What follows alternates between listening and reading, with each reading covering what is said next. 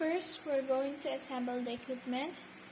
Basin with warm water, soap and soap dish, linens, gloves, personal hygiene articles, laundry hamper, table for bathing equipments. Before we start the bed bathing, first we're going to assess the patient, the physical or emotional factors, the condition of the skin, the presence of pain and need for adjunctive measures, range of motion of the joints, any other aspect of health that might affect the client's bathing process. Need for use of gloves during the bath. We also need to determine the purpose and type of bath the client needs, self-care ability of the client, any movement or positioning precautions specific to the client. Other care to the client may be receiving, such as physical therapy or x-rays, in order to coordinate all aspects of healthcare and prevent unnecessary fatigue. Client's comfort level with being bathed by someone else, and also the necessary bath equipment and linens. Good morning po, ma'am. I am Martha Luis Alvario, your student nurse for today. So, pwede ko po bang malaman ang pangalan niyo po? Okay po. Si Ma'am Anya. Okay po. So, ngayon po, gagawa po tayo ng bed bathing kasi po, part po ito ng ating at inyong morning care po. Okay lang po ba? Okay po. So, gagawin po natin ang bed bath para po sa inyo na maging maganda rin po inyong pakiramdam at maging fresh po at saka maging hawahan din po kayo. Okay lang po ba? At kailangan din po natin ninyo po ang bed bath para maging komportable po kayo at maging malinis po ang inyong katawan. Okay po ba? Okay lang po ba na papalitan natin ng inyong gown at saka inyong bed linen po? Pero po, after pa po yun. Yung sa ngayon po, yung going to do a bed bath po. Okay lang po ba? At by the way po, ma'am, may masakit po ba sa katawan nyo or na nararamdaman po ba kayo sakit? Okay po. Komportable naman po ba kayo? Okay po. So, we're going to proceed na po for the procedures. So, now we're going to perform hand hygiene and observe other appropriate infection prevention procedures.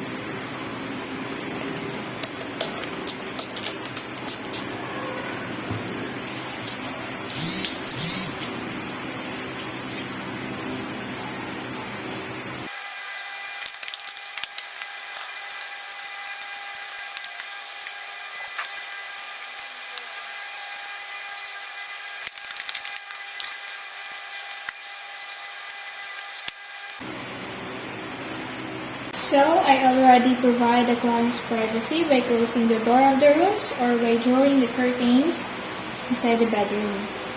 So, next, we're going to prepare the client and the environment, and we're going to invite a family member or a significant other participant if desired or requested by the patient. And next, we're going to close the doors and the windows to ensure the room is comfortable temperature. So, I'll already ensure the temperature of our room of the client. Next is we're going to offer the client a bedpan or commode if he or she wishes to use a toilet. So, ma'am, naiihi po ba kayo? Okay po. So, if naiihi po kayo, I can offer po a bedpan or commode po. Okay po, hindi naman po. So our patient is hindi naman siya magagamit ng commode or bedpan. So now we're going to proceed for the procedure for your bed bath. For the bed bath, we're going to prepare the bed and position the client appropriately.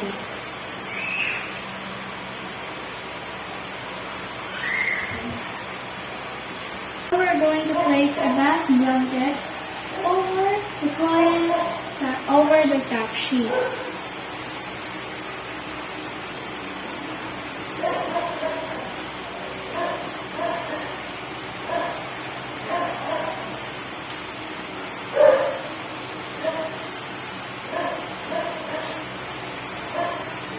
So next, we're going to remove the top sheet.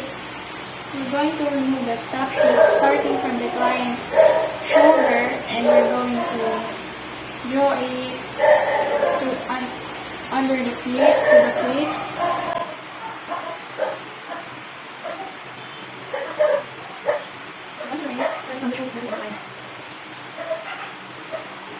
And we're going to ask the client to grasp and hold the top of the bath blanket while pulling the linen of the foot of the bed.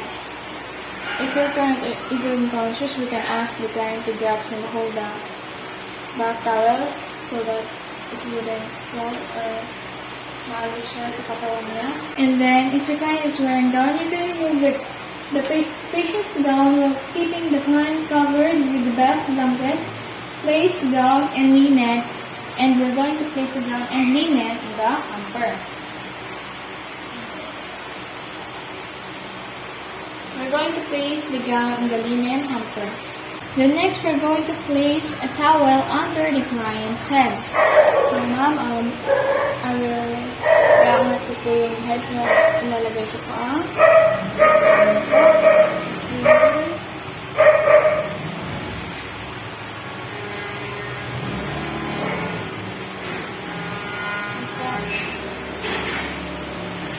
Going to make a bath mitt with washcloth.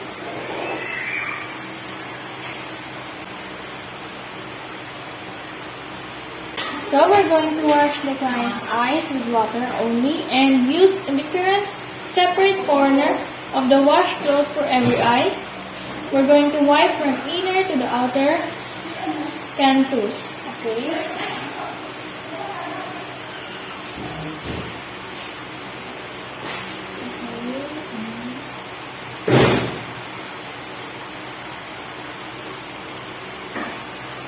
Make sure to ask the clients if whether he or she wants to use soap on the face. And then we're going to rinse the client's face, ears,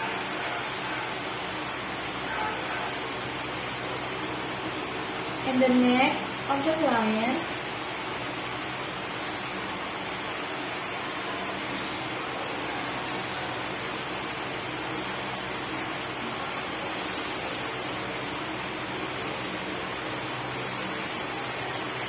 We're going to pat dry the face of the patient.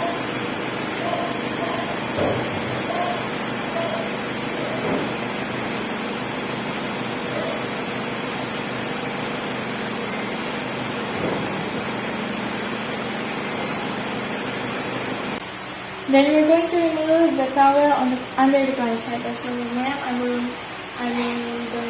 going to remove the towel under your hand. We're going to wash the arms and the hands of the client. So next, we're going to place a towel under the arm away from you.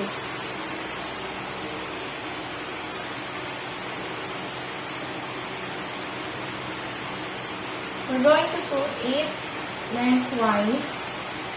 Okay.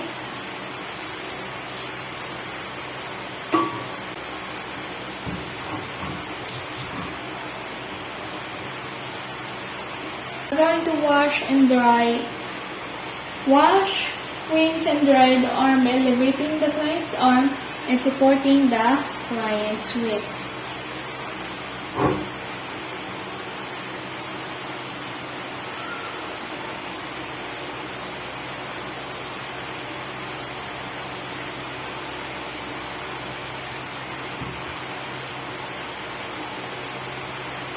And we're going to wash and rinse also under the axillary of our patient. And we're going to dry it thoroughly.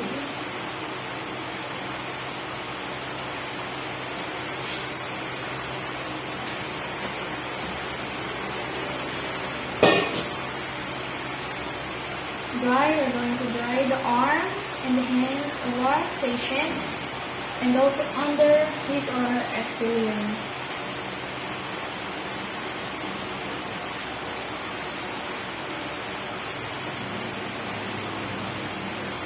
And we're going to repeat the procedure on the other arm.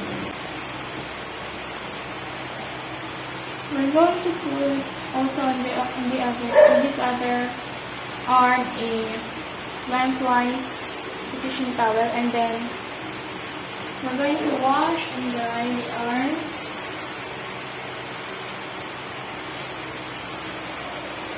And also the elbow. And take note that we're going to use a long and firm stroke from the wrist to shoulder, including the axillary areas.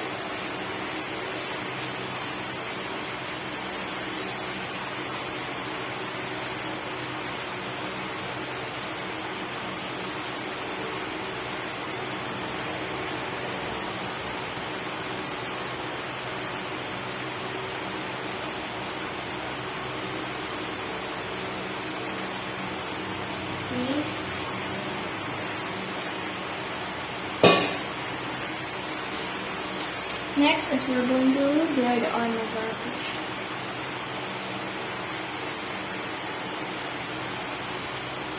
And also the axillary area.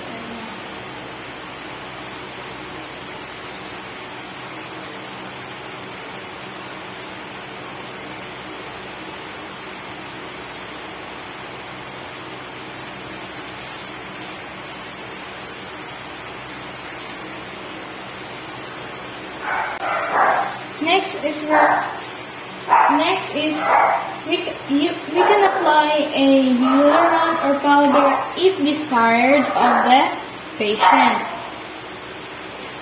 Special caution is needed for clients with respiratory alteration. We should take note of that.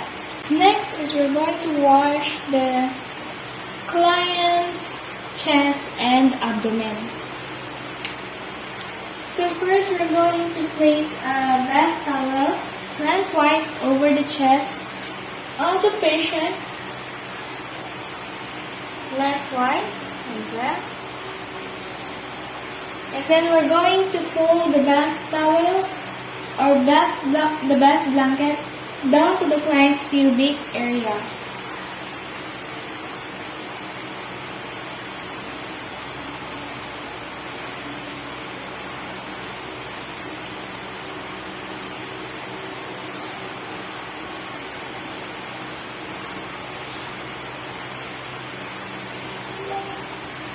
Okay, so next we're going to leave the bath towel over the bath towel off the chest of the patient and bath the chest and abdomen with our mitted hands using long and firm strokes.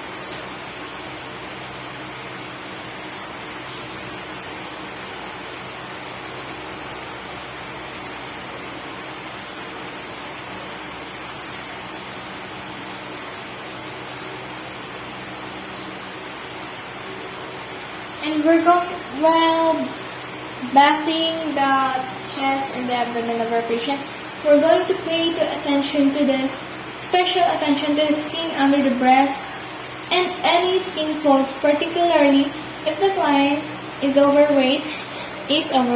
And we're going to rinse and dry it well. Okay, ma'am, hawak ko po yung parte ng katawan mo.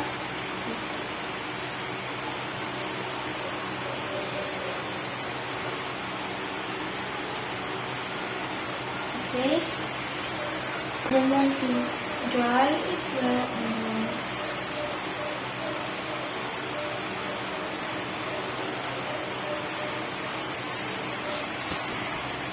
And next, Next, we're going to replace the bath blanket.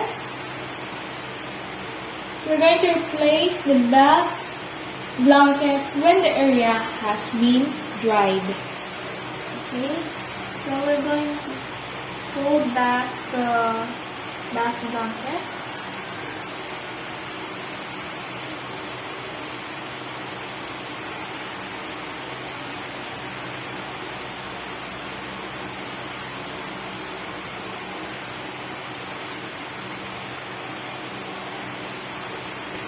To wash the legs and the feet of our patient, so we're going to lift the bath blanket and expose the legs farthest away from you. Okay, so we're going to expose the leg here, and then we're going to place a bath towel lengthwise. Okay. So next, we're going to wash and dry the legs of our patients using a long, smooth, firm strokes from the ankle to the knee to the thigh.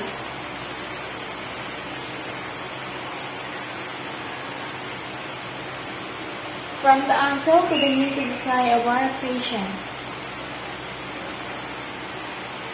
We're going to use our long and smooth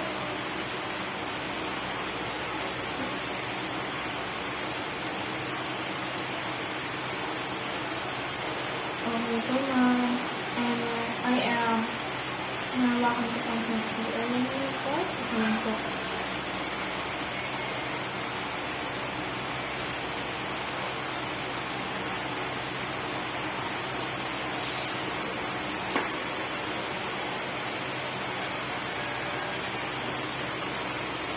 So next, we're going to dry the legs and the feet of our patient thoroughly.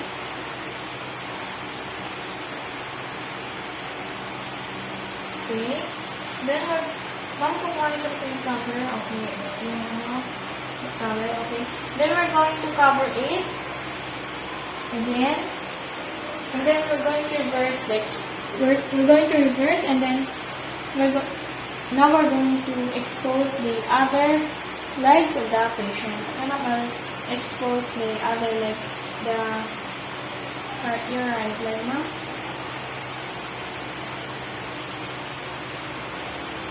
As I expose, I'm going to put a towel in a right position. Okay.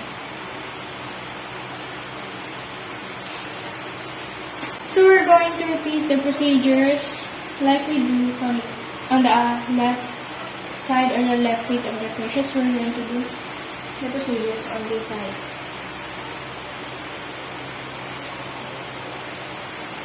So we're going to wash the patient from the ankle to the knee to the thigh of the patient.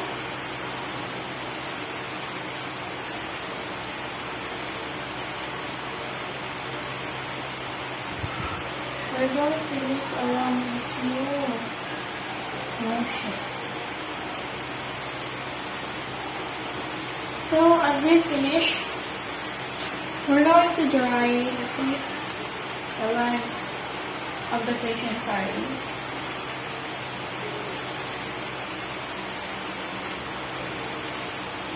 So as it has been dried, we're going to remove this towel and cover it again.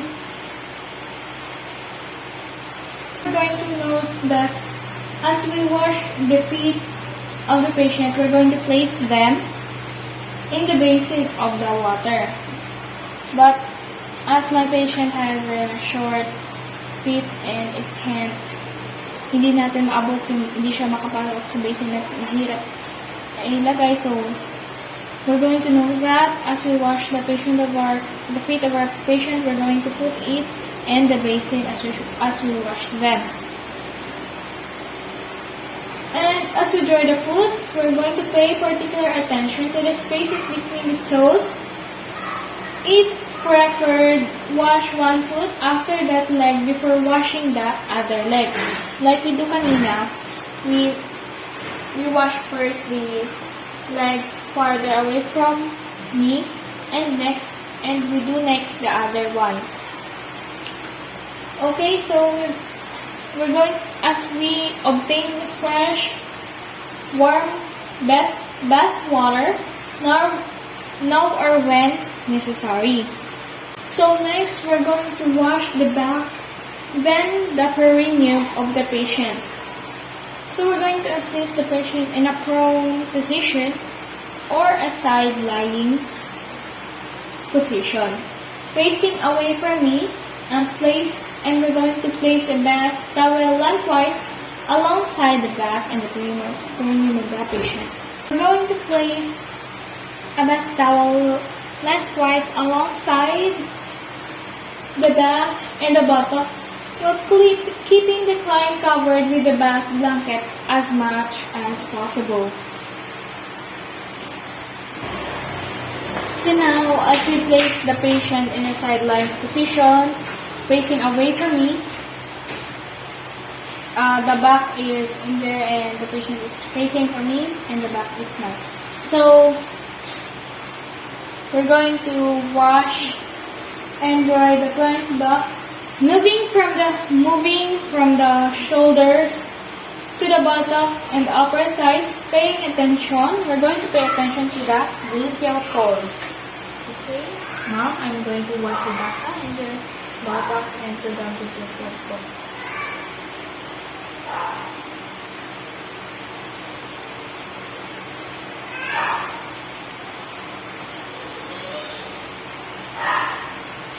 Also going to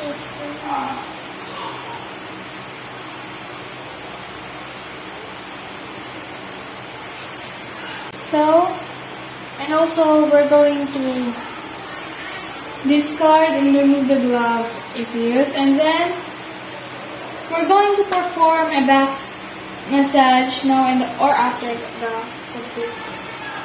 So now I'm going to perform a back massage po.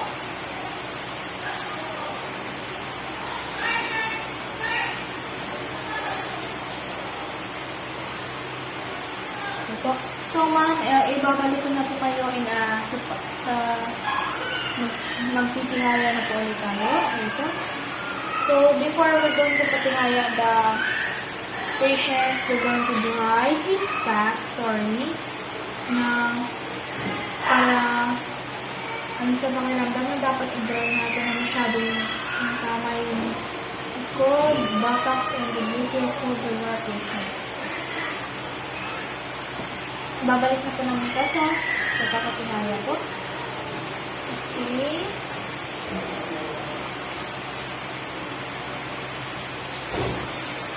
Next is we're going to assist the client with grooming aids such as powder, lotion, or deodorant. We're going to use a powder sparingly, release as little as possible into the atmosphere. And we're going to help the client put on a clean gown or pajamas. And note that we're going to assist the client to care for their hair, mouth, and nails.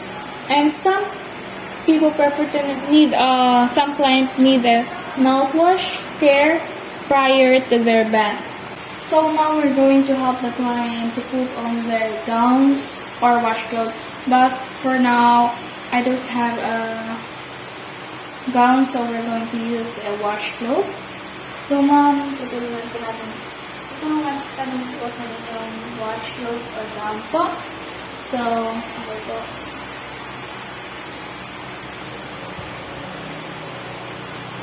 So I'm going to use a washcloth.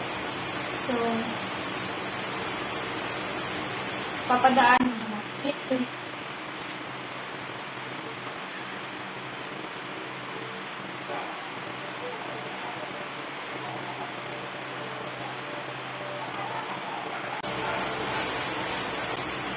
So now we're done to helping the client to put on her wash clothes. So next we're going to replace the linens to make the patients comfortable.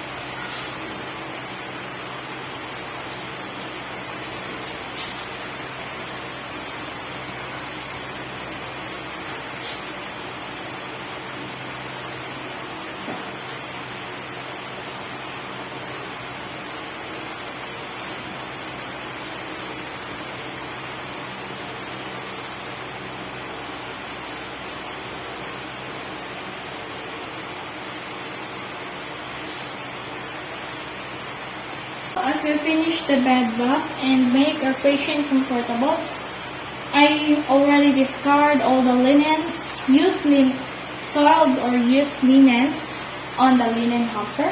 So now we're going to discard these used gloves and perform hand hygiene.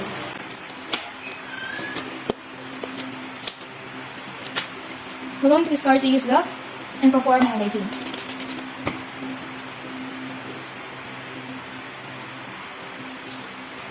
Lastly, we're going to document the activity.